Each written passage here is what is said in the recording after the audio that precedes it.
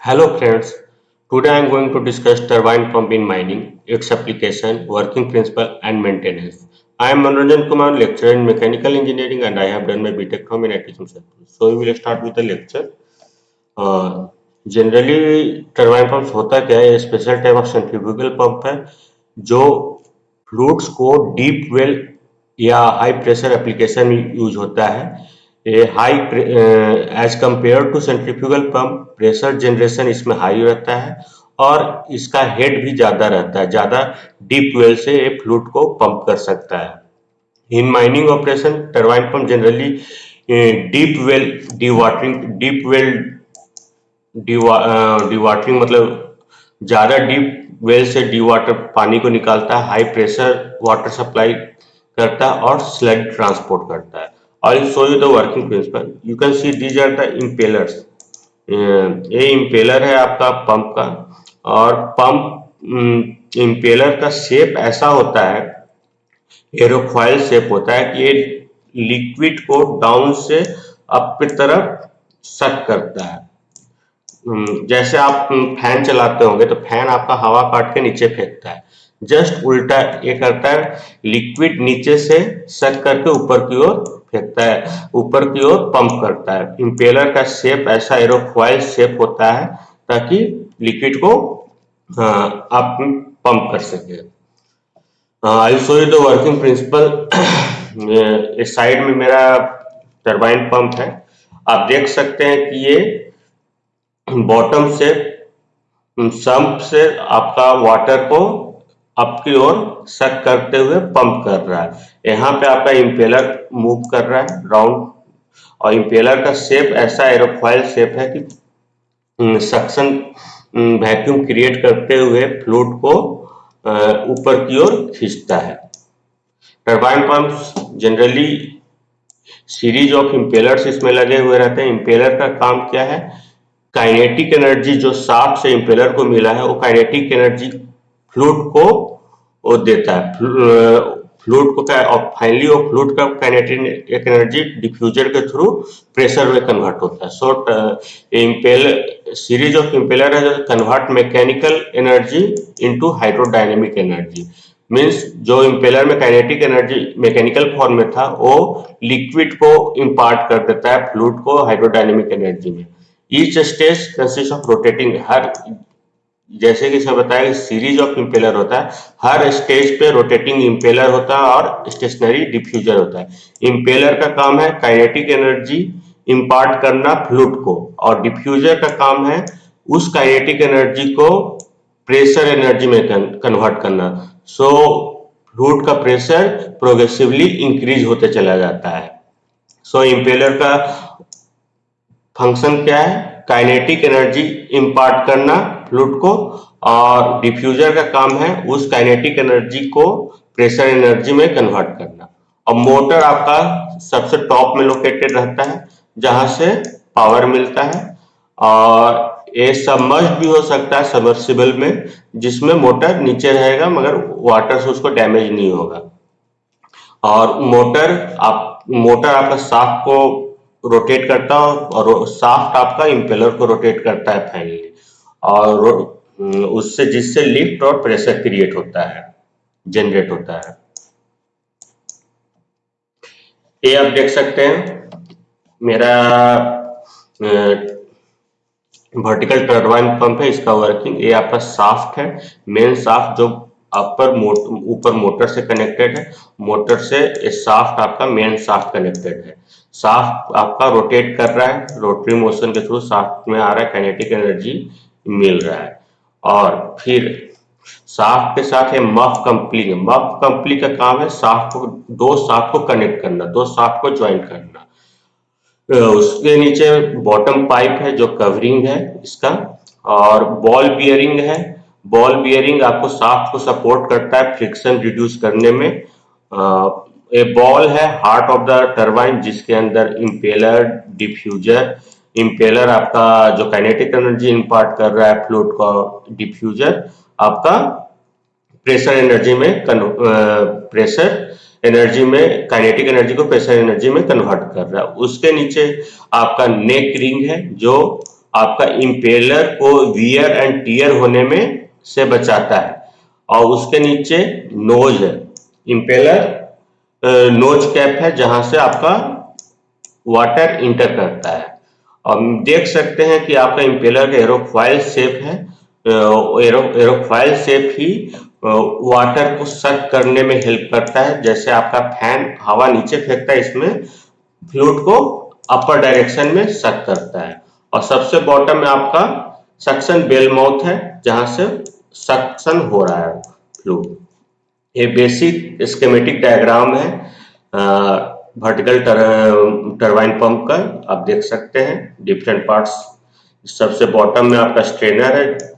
Strainer से आपका जो भी गंदगी है छानने के लिए काम आता है, और फिर उसके ऊपर इम्पेलर और डिफरेंट पार्ट्स आप देख सकते हैं।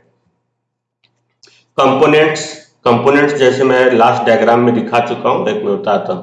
पहला है इम्पेलर। इम्पेलर का मोस्ट इंपॉर्टेंट काम क्या है? रोटेटिंग एलिमेंट है और kinetic, it imparts kinetic energy to the fluid. Fluid को काइनेटिक एनर्जी देता है। डिफ्यूजर उसके ऊपर है जो स्टेशनरी एलिमेंट है, मतलब ये मूव नहीं कर रहा है। डिफ्यूजर मूव नहीं कर रहा है, वेलोसिटी को प्रेशर में कन्वर्ट करना है, यानी काइनेटिक एनर्जी को प्रेशर एनर्जी में कन्वर्ट कर रहा है। फिर कॉलम पाइप है, इसके अंदर ड्राइव शाफ्ट फ्लूइड्स को सरफेस देता है, डायरेक्ट करता है किस डायरेक्शन में जाना है, किधर जाना है। डिस्चार्ज हेड कितना पंप सपोर्ट करेगा डिस्चार्ज के लिए, और इसमें बियरिंग वगैरह रहता है। मोटर पावर सप्लाई करता है जो फाइनली इम्पेलर को रोटेट करता है। बियरिंग असेंबली ए फ्रिक्शन को मिनिमाइज करने के लिए और शाफ्ट को स्टेबलाइज करने के लिए रहता है। बियरिंग से फ्रिक्शन मिनिमाइज होता है और शाफ्ट स्टेबल रहता है। टाइप्स टरबाइन का: vertical turbine pump, submersible and multi stage. Vertical turbine pump ये डीप वेल में यूज होता है डी वाटरिंग के लिए और वाटर एक्सट्रैक्शन के लिए। सबमर्सिबल में जहां फ्लडेड माइन शाफ्ट रहता है वहां पे आप इसको पंप को पानी के अंदर भी डाल दीजिएगा, ये अंडर वाटर ऑपरेट करता है और तब भी आपको पंप को कोई प्रॉब्लम नहीं होगा, मोटर आपका नहीं जलेगा। Submersible turbine pump operate under water में काम करता है। आइडियल कहाँ है? फ्लडेड मिनरल्स माइन शाफ्ट में। मल्टी स्टेज में मल्टी लेवल पे इम्पेलर लगा, मल्टीपल इम्पेलर रहता है डिफरेंट लेवल पे, और ये हाई प्रेशर जनरेट करता है। Long fluid transport, long distance fluid transport में यूज होता है। एडवांटेज क्या है? High efficiency at high head, बहुत ज्यादा इफिशियंसी है, ज्यादा हेड तक हम अपना फ्लूइड को ट्रांसपोर्ट कर सकते हैं। मोटर ग्राउंड से एबव है जो इजी सर्विसिंग के लिए यूज होता है। वेरिएबल वाटर लेवल पे हैंडल कर सकता है। Good for large capacity pumping, large capacity large flow pumping के लिए यूज होता है। डिसएडवांटेज क्या है? हायर इनिशियल कॉस्ट, इनिशियली इसमें इंस्टॉलेशन कॉस्ट ज्यादा है। वर्टिकल इंस्टॉलेशन स्पेस चाहिए। शाफ्ट अलाइनमेंट इसमें क्रिटिकल है, अगर अलाइनमेंट खराब हुआ तो शाफ्ट अलाइन सही से नहीं रहेगा तो आपका इम्पेलर डैमेज हो सकता है, पंप डैमेज हो। रेगुलर मेंटेनेंस होना चाहिए और लुब्रिकेशन होना चाहिए। एप्लीकेशन कहाँ है? डीप वेल डी वाटरिंग, जैसे पहले बताया था, अंडरग्राउंड वाटर को एक्सट्रैक्ट करता है, प्रिवेंट करता है फ्लड अंडरग्राउंड माइंस में। हाई प्रेशर वाटर सप्लाई, ये बहुत ज्यादा प्रेशर वाटर सप्लाई करता है। डिलीवर वाटर फॉर ड्रिलिंग के लिए यूज हो सकता है, मिनरल प्रोसेसिंग के लिए हो सकता है, डस्ट सप्रेशन के लिए हो सकता है। स्लरी एंड टेलिंग ट्रांसपोर्ट में यूज होता है। हाई डेंसिटी मिक्सर को ट्रांसपोर्ट करता है ओवर लॉन्ग डिस्टेंस, लंबा डिस्टेंस के लिए कैरी कर सकता है। केमिकल हैंडल कर सकता है, ट्रांसपोर्ट कोरोसिव फ्लूइड को भी इन मिनरल प्रोसेसिंग में करता है। फ्लड कंट्रोल करता है क्योंकि इमरजेंसी में वाटर रिमूवल करता है in case of mine flooding. Mine के अंदर जब फ्लडिंग हो जाए अंडरग्राउंड में तो ये इमरजेंसी वाटर रिमूवल में बहुत हेल्पफुल रहता है। पंप सिलेक्शन क्राइटेरिया क्या है? आप कोई भी पंप खरीदने जाएंगे तो उसका कुछ क्राइटेरिया होता है। तो पहला क्राइटेरिया फ्लूइड का कैरेक्टरिस्टिक क्या है, उसका विस्कोसिटी क्या है, एब्रेसिवनेस क्या है, केमिकल कंपोजिशन क्या है। इसको देखते हुए हम जो मेरा रिक्वायरमेंट रहेगा, विस्कोसिटी, एब्रेसिवनेस और केमिकल कंपोजिशन, उस हिसाब से हम पंप को सिलेक्ट करेंगे। हेड, मेरे को टोटल हेड कितना रिक्वायर्ड है, टोटल डायनेमिक हेड कितना रिक्वायर्ड है, वर्टिकल डिस्टेंस कितना ट्रेवल ट्रांसपोर्ट करना, उस हिसाब उस फैक्टर को देखेंगे। फ्लो रेट मेरे को कितना रिक्वायरमेंट है, यानी वॉल्यूम ऑफ फ्लूइड ट्रांसपोर्टेड, मतलब कितना डिस्चार्ज हमको चाहिए पर यूनिट टाइम। इफिशियंसी कितना, पावर कंजप्शन, ऑपरेशनल कॉस्ट कितना होना चाहिए, मेरा अपना रेंज देख के करेंगे। ड्यूरेबिलिटी होना चाहिए, resistance to corrosion, erosion and cavitation. ये सब प्रॉब्लम, कैविटेशन का प्रॉब्लम नहीं होना चाहिए। कैविटेशन होने से बहुत ज्यादा डैमेज होता है पाइप में, पंप में। चैलेंजेस क्या है, एब्रेसिव वियर, इसके लिए हम हार्ड मेटल इम्पेलर यूज करते हैं या रबर लाइनिंग देते हैं ताकि लाइनिंग डैमेज हो, मेरा इम्पेलर डैमेज ना हो। कोरोजन से बचाने के लिए हम लोग प्रोटेक्टिव कोटिंग लगाते हैं या स्टेनलेस स्टील यूज करते हैं जो जिसमें कोरोजन का प्रॉब्लम नहीं हो। क्लॉगिंग यानी कोई ब्लॉकेज वगैरह जाम नहीं होना चाहिए। इम्प्लीमेंट फिल्ट्रेशन सिस्टम करते हैं, मतलब फिल्ट्रेशन सिस्टम मेरा अच्छा होना चाहिए ताकि कोई ब्लॉकेज ना हो और सॉलिड पार्टिकल के द्वारा। सील लीकेज नहीं होना चाहिए, प्रॉपर सीलिंग होना चाहिए, इसको रेगुलर इंस्पेक्ट करते रहना चाहिए। और अगर सील लीकेज होगा तो प्रेशर लीकेज हो जाएगा, मेरा प्रेशर बिल्डअप नहीं होगा। मेंटेनेंस प्रैक्टिस में क्या क्या है, रेगुलर इंस्पेक्शन होना चाहिए, प्रेशर मॉनिटर करना चाहिए, फ्लो रेट देखना चाहिए, मोटर का टेम्परेचर चेक करते रहना चाहिए, बियरिंग का लुब्रिकेशन करते रहना चाहिए, तो उससे फ्रिक्शन रिड्यूस होता है और ओवर हीटिंग प्रिवेंट करता है।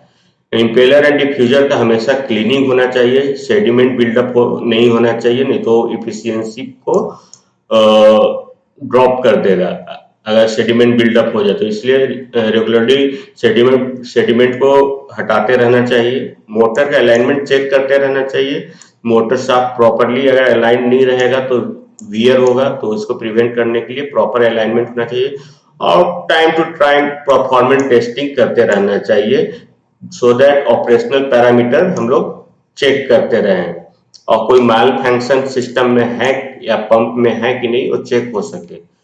ये basically comparison between centrifugal pump और टरबाइन पंप मैं दिया हूँ। सेंट्रीफ्यूगल पंप का ओरिएंटेशन जनरली हॉरिजॉन्टल या वर्टिकल दोनों हो सकता है, टरबाइन पंप का वर्टिकल ही रहेगा।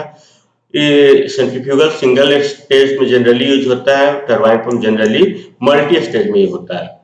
सेंट्रीफ्यूगल पंप का हेड बहुत कम है और टरबाइन पंप का डेप्थ ऑफ सक्शन मतलब बहुत हाई है। कॉस्ट सेंट्रीफ्यूगल का इंस्टॉलेशन बहुत कम है, टरबाइन पंप का बहुत ज्यादा है। मेंटेनेंस सेंट्रीफ्यूगल पंप का इजियर है, टरबाइन पंप में थोड़ा डिफिकल्ट मेंटेनेंस होता है, थोड़ा लेंदी मेंटेनेंस होता है क्योंकि शाफ्ट अलाइनमेंट वगैरह सब देखना होता है। सेंट्रीफ्यूगल पंप सरफेस वाटर के लिए सुटेबल है और turbine pump deep well application के लिए सुटेबल है।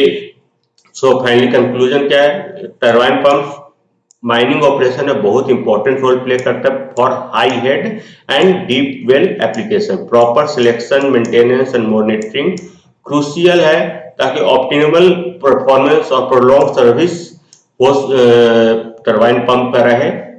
Thank you.